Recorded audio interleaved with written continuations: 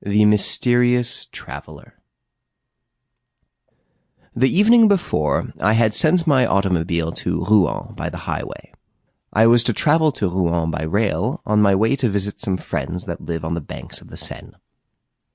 At Paris, a few minutes before the train started, 7 gentlemen entered my compartment. 5 of them were smoking.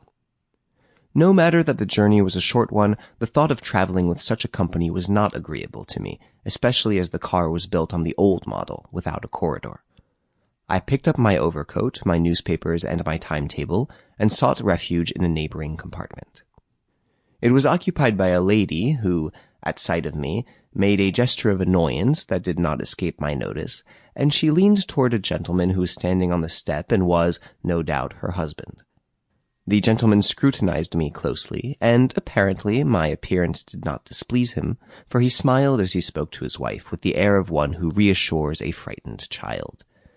She smiled also, and gave me a friendly glance, as if she now understood that I was one of those gallant men with whom a woman can remain shut up for 2 hours in a little box, 6 feet square, and have nothing to fear.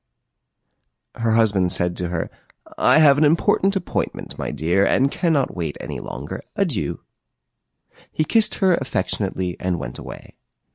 His wife threw him a few kisses and waved her handkerchief. The whistle sounded, and the train started.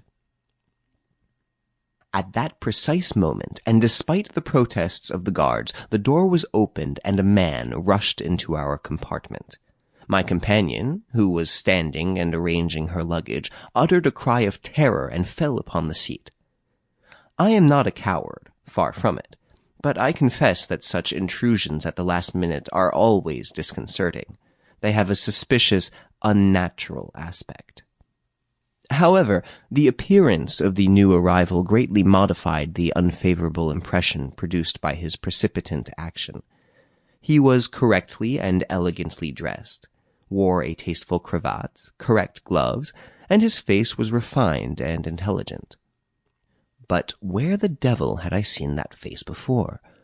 Because beyond all possible doubt I had seen it. And yet the memory of it was so vague and indistinct that I felt it would be useless to try to recall it at that time. Then, directing my attention to the lady, I was amazed at the pallor and anxiety I saw in her face. She was looking at her neighbor, they occupied seats on the same side of the compartment, with an expression of intense alarm, and I perceived that one of her trembling hands was slowly gliding toward a little travel bag that was lying on the seat about 20 inches from her. She finished by seizing. Sample complete. Ready to continue?